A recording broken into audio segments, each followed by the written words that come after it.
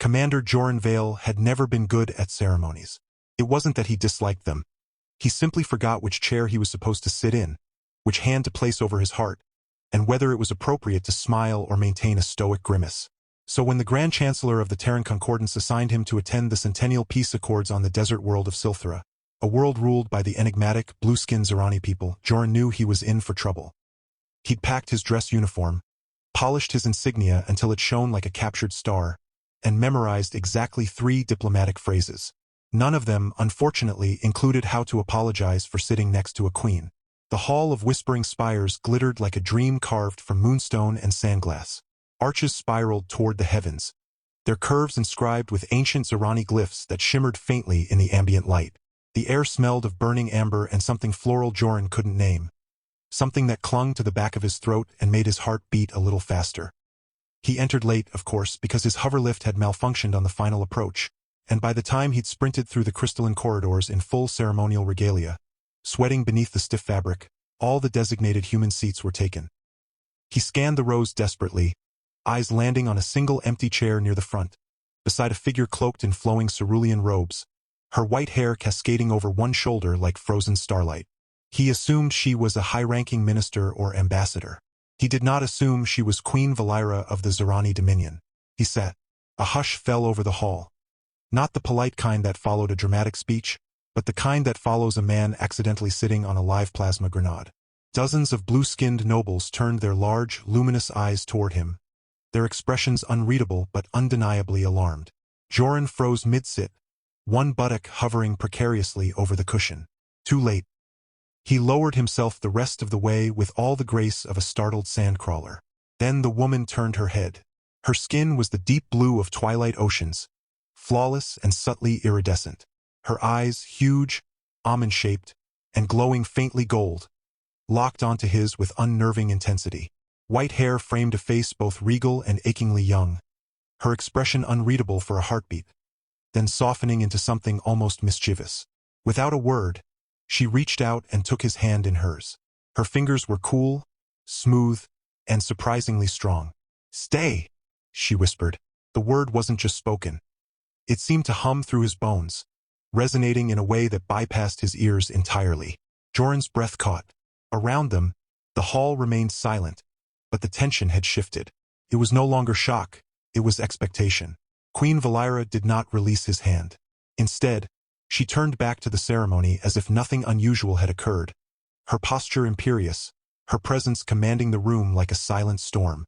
Joran sat rigidly beside her, heart hammering against his ribs, convinced every Zerani noble was mentally drafting his obituary. He tried to subtly extract his hand. She tightened her grip. The ceremony resumed, a slow, poetic recounting of the Zerani's 1,000-year struggle against the void WYRMs, those monstrous entities from the cosmic dark that had once nearly devoured their homeworld. Human forces had only recently joined the fight, providing crucial tactical support during the Battle of the Crimson Dunes, where Joran himself had led a desperate flanking maneuver that saved 3 Zerani battalions from annihilation. He'd never expected gratitude, only the grim satisfaction of duty done. Now, sitting beside their queen, her fingers laced with his, he wondered if he'd accidentally signed up for something far more complicated than interspecies diplomacy. When the ceremony ended, the crowd dispersed in hushed reverence. Still holding his hand, Valira rose gracefully and, without explanation, began walking through a side archway veiled by silver curtains. Joran, too stunned to protest, followed like a sleepwalker. They passed through corridors lit by bioluminescent vines, past guards whose armor gleamed like polished obsidian, their faces covered by masks shaped like coiled serpents. Finally, they entered a private garden suspended high above the city, where twin moons cast long shadows over pools of liquid light and trees whose leaves chimed softly in the desert breeze. Valira finally released his hand and faced him. "You led the crimson flank," she said, her voice melodic but firm. "I did, Your Majesty," Joran replied, bowing slightly. "You saved my sister's life. She commands the 7th Sunward Legion."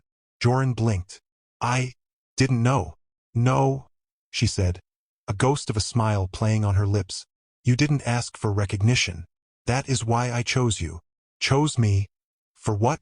She stepped closer, close enough that he could see the flecks of silver in her golden eyes. The Accord is not just about peace treaties and resource sharing, Commander Vale. It is about union, blood, legacy. The Zorani do not survive by treaties alone. We survive by binding our strongest to our future. Joran's stomach dropped. You're not suggesting. I am, she interrupted gently. The Zorani royal line has dwindled. My parents perished in the last great WYRM incursion. My sister cannot bear children. Their venom scarred her womb. I am the last fertile heir, and I will not let our bloodline fade into the sands. Joran stared at her, mouth slightly open. But, I'm human. We've only known each other for 10 minutes. Time is a human obsession, she said, tilting her head. In Zorani reckoning, you have already proven your worth. Courage without cruelty. Strategy without arrogance. And you did not flee when I took your hand. I was too terrified to move, he admitted honestly. That made her laugh. A sound like glass bells dancing on the wind. Good. Honesty is rare in palaces. You'll fit right in. Before he could formulate a coherent response, alarms blared through the palace. A deep, resonant howl that echoed off the spires. Red emergency lights pulsed along the garden's edge. Valira's expression instantly hardened into that of a warrior queen. The WYRMS, she said. They've breached the outer shields. Joran's training kicked in. How? A traitor among the Accord delegates. They sabotaged the orbital defense grid. She grabbed his arm, her grip urgent now. Come. You will command the human contingent. I will lead the Zorani. Together. They raced through the palace, Joran's ceremonial boots slipping on polished floors, Valira moving with impossible speed and grace. Below, the city of Silthera blazed with chaos. Anti-aircraft turrets firing into the sky, civilians evacuating into underground shelters, military skiffs launching from every spire. And above it all, the sky tore open like a wound, revealing the writhing, obsidian forms of void WRMS, serpentine horrors kilometers long, their bodies swallowing light, their maws lined with gravitational teeth. In the command nexus, a vast chamber filled with holographic maps and frantic officers, Joran took charge without hesitation. He barked orders in 3 languages, rerouting human mechs to reinforce the weakest shield nodes, coordinating with Zorani sky commanders using a translator implant he'd been issued weeks ago. Valira stood beside him, her presence a silent anchor of authority. She didn't interfere. She trusted him. And that trust, more than anything, steeled his resolve. For hours they fought. Joran's voice grew hoarse, his uniform soaked with sweat and dust. He lost 2 squadrons to a WIRM's gravity maw, but saved an entire refugee convoy by rerouting shield power at the last second. Valira, meanwhile, led a suicidal charge in her personal skiff, planting resonance mines along a WRM spine that shattered it into cosmic dust. When she returned, her robes torn and one arm bleeding from glancing shrapnel, she didn't go to the medics. She came straight to Joran. "You fight like you care," she said, pressing a cool cloth to his forehead with surprising tenderness. "I do care," he said, exhausted but sincere. "About your people. About this world." She studied him for a long moment. Then, quietly, "Then stay." This time, the word didn't just hum in his bones. It settled in his chest, warm and undeniable. He looked around the command room, at the Zorani officers watching him with newfound respect, at the exhausted but determined faces of his own crew, at the twin moons rising again as the last WRM shrieked and dissolved into the void. The battle was won, but the war, he knew, was far from over. And yet, as Valira's hand found his again, this time not as a queen commanding, but as a woman asking, he realized something deeper than duty had taken root inside him. He thought of Earth, gray skies, endless bureaucracy, a life where he'd always felt slightly out of place. Here, on this desert world of singing trees and starlit gardens, with a blue-skinned queen whose eyes held both galaxies and grief, he felt seen. "I'll stay," he said. Her smile this time was slow, radiant, and full of promise. But before she could respond, a messenger rushed in, breathless. "Your Majesty, the Eastern Oasis. Refugees report a WYRM egg has hatched in the ruins." Valira's expression darkened. "Impossible. They only spawn in the void. This one, it's different, smaller, but it's growing fast. And it's speaking." Joran exchanged a glance with Valira. Neither said a word, but both knew. This was no ordinary enemy. This was something new, Something born from the union of human and Zerani technology, perhaps some twisted experiment gone wrong. Without hesitation, they suited up in combat armor, hers sleek and organic, his angular and metallic, and boarded a rapid response skiff. As they soared over the dunes, the wind whipping past them, Valira turned to him. "Whatever this is, we face it together." Joran nodded. Always. Below them, the ruins of an ancient Zerani temple glowed with an eerie violet light. Shapes moved in the shadows. Too many limbs, too many eyes. But Joran didn't flinch. Beside him sat a queen who called him by name, who had chosen him not for his title, but for his heart. And as the skiff descended into the unknown, he knew one thing for certain. His old life was behind him. A new story, wild, strange, and breathtaking, was just beginning. They landed near the temple's broken archway, weapons drawn. The air crackled with static, and the sand beneath their boots vibrated with a subsonic hum. From the darkness, a voice emerged. Not a roar, but a child's whisper, speaking in broken universal. "Help us." Joran lowered his rifle slightly. Valira placed a hand on his shoulder, her eyes wide with something like recognition and fear. "It's not a WYRM," she murmured. "It's a hybrid, human and Zerani DNA, fused with void energy." "Someone's been experimenting," Joran growled. Before they could move, the ground beneath them shifted. Tendrils of black energy shot from the ruins, wrapping around Valira's legs. She cried out, but Joran was already moving, slashing with his plasma blade, pulling her free. They tumbled backward as a creature emerged. Half child, half beast, its eyes weeping starlight, its small hands reaching out not in threat, but in sorrow. "Why am I alone?" it asked. Valira stepped forward, despite Joran's warning. "You're not alone," she said softly. "Not anymore." The creature tilted its head. Then, with a shudder, it collapsed into a heap of shimmering dust, except for a single pulsing egg nestled in the sand.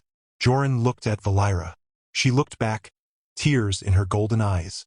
"They're making weapons out of orphans," she whispered. "And we're going to stop them." He took her hand. This time, he was the one who held on tight. Their journey would lead them across star systems, through hidden laboratories and forgotten battlefields, uncovering a conspiracy that threatened not just the Zerani, but every species that dared to dream of peace. Along the way, they would argue, laugh, nearly die a dozen times, and slowly, carefully, learn to trust not just each other's strength, but each other's scars. And one evening, months later, as they stood on the balcony of the rebuilt palace watching fireflies dance over the oasis, Valira would lean her head on Joran's shoulder and say, "You never did answer my proposal." He would chuckle, kiss her temple and say, "I'm still thinking about it." She'd smile, knowing he wasn't thinking about it at all. He'd already decided, just like she had, the moment he sat beside her by mistake and didn't run. Because sometimes, the greatest love stories begin with a simple, accidental choice, and a whispered word that changes everything. And theirs was far from over. The egg pulsed in Joran's gloved hands like a sleeping heart wrapped in obsidian silk. It was no bigger than a human fist, yet it radiated a warmth that defied the desert night's chill. Strange glyphs, part Zerani script, part something alien and jagged, swirled across its surface, shifting whenever he blinked. Valira knelt beside him, her white hair catching the twin moon's glow as she studied it with the intensity of a scholar and the caution of a warrior. "We can't leave it," she said at last, her voice low. "It's not just a weapon, it's a child. Twisted, yes, but still born of pain, not malice." Joran frowned. "If it hatches near the city." "It won't," she interrupted. "Not if we guide it. The void WYRMS consume. But this, it asked for help. That means it has a soul." He didn't argue. He'd learned by now that Valira saw deeper than strategy or survival. She saw the quiet tragedies buried beneath the roar of war. And truthfully, he felt it too. A strange kinship with the thing inside the egg. Like it, he'd been shaped by forces beyond his control. Drafted young, trained hard, sent to die on worlds whose names he couldn't pronounce. If this creature could be saved, then maybe redemption wasn't just a myth. They took the egg back to the palace, not to the armory or the research vaults, but to Valira's private solarium, a chamber where ancient healing crystals grew from the floor like luminous trees. There, wrapped in biocloth woven from moon moss and humming with harmonic frequencies, the egg rested on a pedestal of carved sandstone. Within hours, it began to crack. Not violently, not with the birth of a monster, but slowly, tenderly, like a flower unfurling at dawn. From the fissures emerged not claws or fangs, but soft, pearlescent limbs. A small being, no taller than Joran's forearm, unfolded itself with trembling grace. Its skin shimmered between human peach and Zorani blue, its eyes large and golden like Valira's, but rimmed with silver. Wisps of white hair clung to its scalp, damp with amniotic light. It looked at them and smiled. Valira let out a breath she hadn't realized she was holding. It knows us. Joran crouched, offering a finger. The child, it was a child, he realized with a jolt, reached out and gripped it with astonishing strength. What do we call it? He asked. Lyrian, Valira said without hesitation. It means hope born in shadow. Lyrian cooed, and the sound resonated through the room like a chime struck in deep space. But their moment of quiet wonder shattered when alarms blared again. Not the howl of WRMS this time, but the sharp, staccato cry of internal breach. Guards flooded the corridor, shouting in Zorani. A human delegate had been found dead in the science wing, throat slit, data crystal missing from his implant. And security logs showed someone had accessed the genetic archive just before the egg appeared. Joran's blood ran cold. They knew we'd find it. They wanted us to. Valira's eyes hardened. This was a trap. Not to kill us, to test us. The conspiracy was deeper than either had imagined. Someone inside the peace accord, someone with access to both human and Zorani biotech, was splicing life. Not just to create weapons, but to forge a new species. Obedient, powerful, and utterly loyal. And now that Lyrian had bonded with them, they were no longer just witnesses. They were targets. That night, as sandstorms howled outside the palace walls, Joran and Valira made a decision. They wouldn't wait for the enemy to strike again. They would go underground, literally. Beneath Silthra lay the sunken archives, a labyrinth of forgotten tunnels built during the first WYRM war, said to contain records of every genetic experiment the Zorani had ever banned. If there was a trail, it began there. They left Lyrian in the care of Valira's sister, General Serene, a woman whose sternness masked a fierce protectiveness, and descended into the depths. The air grew thick with the scent of old metal and dried salt. Bioluminescent fungi cast eerie green light on walls etched with warnings. To tamper with the soul is to invite the void. Hours of searching led them to a sealed vault marked with a human biohazard symbol, an oddity in this ancient place. Joran pried it open with his combat knife. Inside lay not scrolls or crystals, but vials. Dozens of them, each labeled with coordinates, dates, and names. One name made Joran freeze. Project Cradle. Subject JV1. His own initials. Valira stared at him, horror dawning in her eyes. You were part of this? No, he said, voice rough. But my DNA might have been taken during the Battle of the Crimson Dunes. Wounded soldiers' medbays. They could have harvested samples without consent. The truth crashed over them like a tidal wave. Lyrian wasn't just a random hybrid. It was theirs, a fusion of his human resilience and her Zorani lineage, engineered in secret. The enemy hadn't just created a weapon. They'd created a child meant to bind them together or tear them apart. Before they could process it, the tunnel behind them exploded. Smoke and fire erupted as armored figures stormed in. Humans in black tactical gear, their faces obscured by rebreathers, moving with unnatural synchronicity. Not Concordance troops, mercenaries, or worse, clones. Run! Joran shoved Valira toward a side passage, firing his sidearm blindly behind them. A plasma bolt seared past his ear. He grabbed her hand again, the same hand she'd held during the ceremony, and they sprinted through collapsing corridors, the vault's secrets burning in their minds. They emerged miles outside the city, in a desolate canyon where the wind sang through fossilized bones of ancient WYRMs. Breathing hard, covered in dust and blood, they collapsed beneath an overhang. Valira pulled the vial labeled JV1 from her robes, cradling it like a relic. They made our child without us, she whispered, voice trembling with rage and grief. But they cannot decide its fate. Joran looked at her, really looked, at the queen who'd whispered stay, when the whole galaxy would have expected her to exile him. At the woman who'd fought beside him in fire and silence. At the mother, already, of a child neither had planned for but both would die to protect. We take Lyrian, he said firmly. We disappear. Rebuild somewhere they can't find us. Valira shook her head. Running won't stop them. They'll create more. More hybrids. More weapons. We have to expose this. End it at the root. He knew she was right, but the cost. They'll call us traitors. Terrorists. They'll call us parents, she corrected gently. And that's the one thing they can't replicate. In the days that followed, they became ghosts. Using old resistance routes and smuggler contacts, they moved Lyrian from safe house to safe house, always one step ahead of the hunters. Lyrian grew fast, unnaturally so. But with every passing hour, it seemed less like a weapon and more like a miracle. It learned to speak in lilting phrases, mixing Zorani vowels with human consonants. It laughed when Joran made terrible jokes. It slept curled against Valira's chest, humming a lullaby older than stars. And slowly, imperceptibly, the bond between Joran and Valira deepened. Not just alliance, not just duty, but something warmer, quieter, more enduring. Shared glances in candlelit rooms, fingers brushing while passing a canteen. The way she'd rest her head on his shoulder during night watches, and he'd pretend to sleep just to keep her there a little longer. One evening, as they camped in the ruins of an abandoned observatory, Lyrian asleep in a hammock woven from star silk, Valira turned to Joran. When this is over, will you stay? Not because of duty, not because of Lyrian, but because you want to? He didn't answer with words. He kissed her instead, softly, reverently, like he was sealing a promise written in starlight. She kissed him back, her cool skin warming against his, her hands tangling in his hair. For the first time in years, the war felt distant. In that moment, there was only this, two souls from different worlds, choosing each other in the quiet heart of chaos. But peace never lasts long in a galaxy at war. The next morning, a transmission crackled through their encrypted comms. A voice Joran recognized. Admiral Corvus Renner, head of the Concordance's Shadow Division.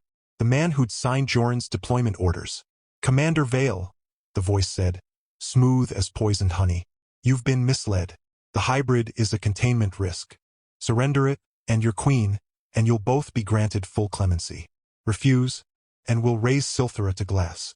Valira's face went still as stone. He's bluffing. Joran shook his head. No. He's got orbital guns trained on the capital right now. They had a choice. Give up Lyrian and save millions, or fight and risk annihilation. That night, they made their stand. Not in the palace, but in the heart of the sunken archives, where the truth lay buried.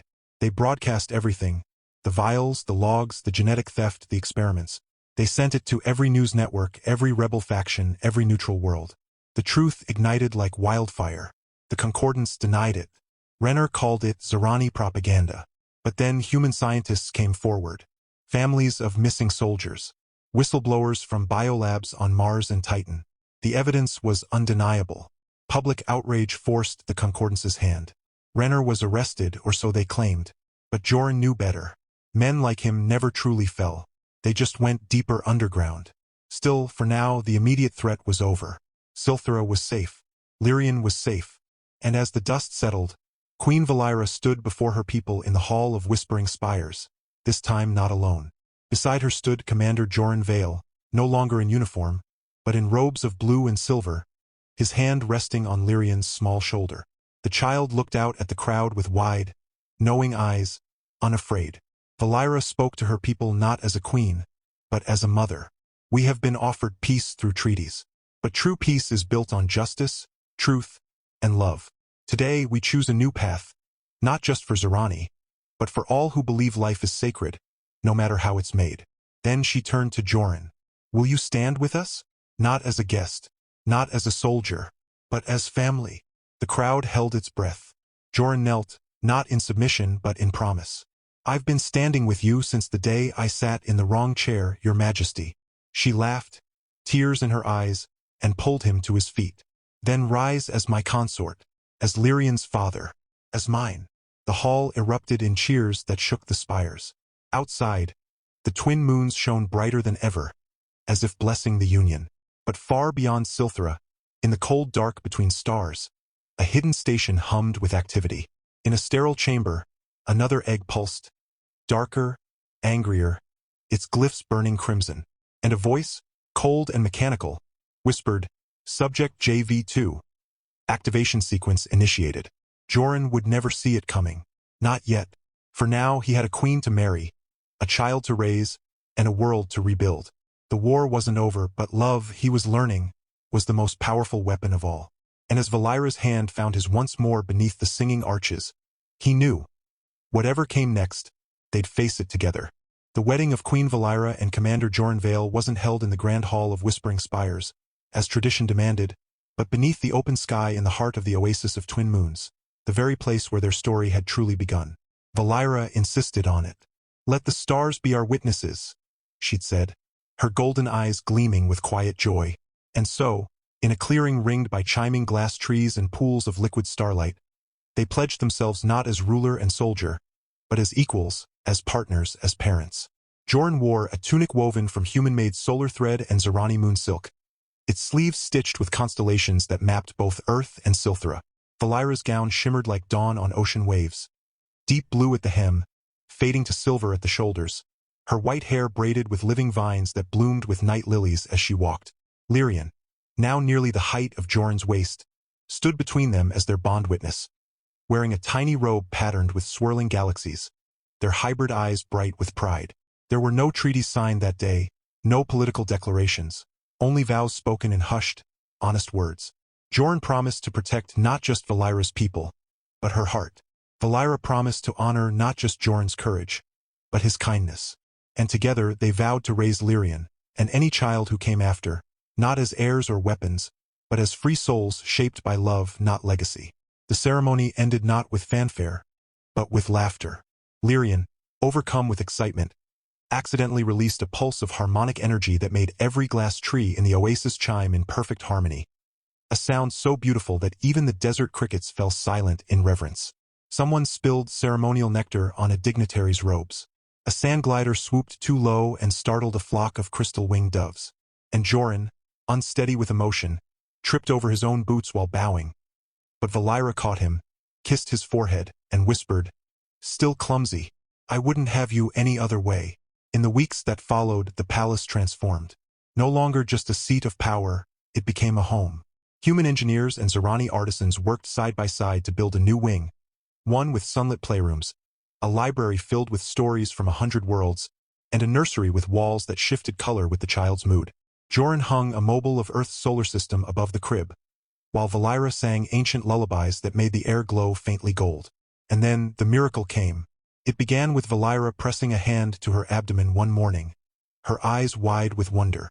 "It's happening," she murmured, "naturally, without science, without design." 9 months later, under a sky dusted with meteor showers, Kalen was born, blue-skinned like his mother, with a shock of white hair and Joran's stubborn chin. He cried with a voice that cracked the nursery's echo glass, and laughed for the first time when Joran made a ridiculous face involving a spoon and a squeaking sand-rat toy. 2 years after that came Mira, human-toned with faint blue undertones along her collarbones, her hair a cascade of silver white, her eyes flickering between gold and hazel depending on her mood.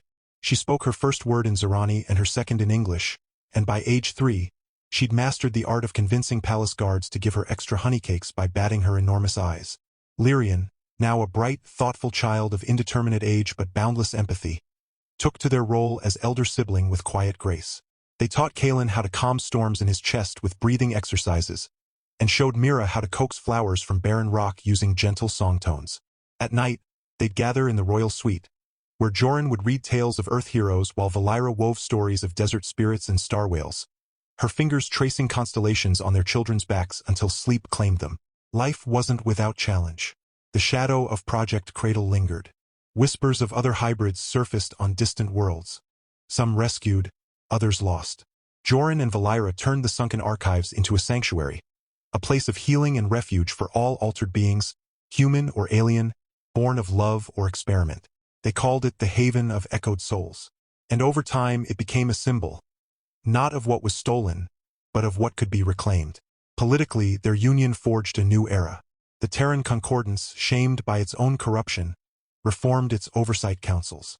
The Zerani Dominion opened its borders, not just for trade, but for adoption, for cultural exchange, for shared futures. Schools taught both human history and Zerani poetry. Markets sold earth coffee beside Silthran spice blossoms. And in the capital square, a statue was erected, not of a warrior or a queen, but of a human man and a blue-skinned woman holding hands, with 3 children at their feet, gazing up at the stars together. Joran never returned to active military command. Instead, he became Silthera's first royal guardian of peace, a role he filled with the same quiet dedication he'd once given to battle, but now directed toward building, not breaking. He taught diplomacy through storytelling, conflict resolution through shared meals, and courage through kindness. Children across the city called him Papa Joran, and he never corrected them.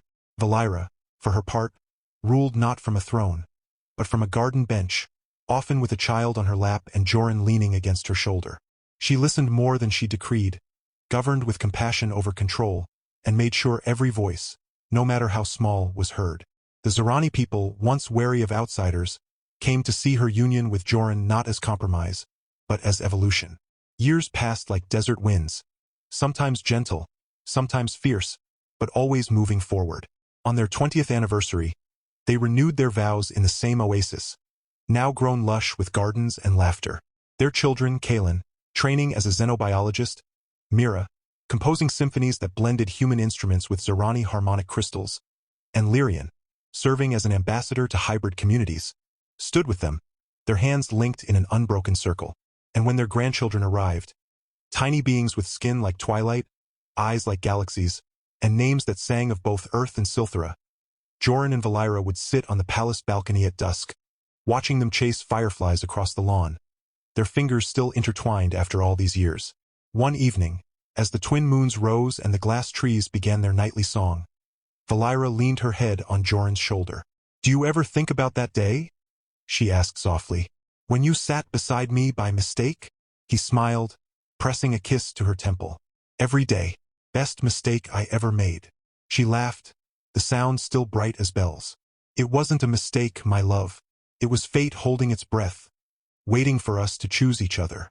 And they had, over and over, in 1,000 quiet ways, through war and wonder, loss and laughter, chaos and calm. They had built not just a family, but a legacy. One where difference was not erased, but celebrated. Where love was not a transaction, but a promise. Where peace wasn't the absence of conflict, but the presence of belonging. Their story didn't end with a grand battle or a final victory. It ended, as all true happy stories do, with ordinary magic. Breakfast crumbs on the table, bedtime stories repeated too many times, scraped knees and healing kisses, shared silences that needed no words. They grew old together, their hair whitening side by side, their hands still reaching for each other in the dark. And when their time finally came, many, many years later, they passed not in sorrow, but in each other's arms, surrounded by children, grandchildren, and the soft, eternal chime of the oasis trees. But their love didn't die. It lived on in every child who played beneath the twin moons, in every hybrid welcomed as kin, in every human and Zorani who looked at each other not as strangers, but as home. And if you ever visit Silthera on a quiet night, when the wind carries the scent of night lilies and the stars burn especially bright, you might just hear it. The echo of a whispered word, repeated across generations. Stay. And stay they did. Together. Forever. Happy.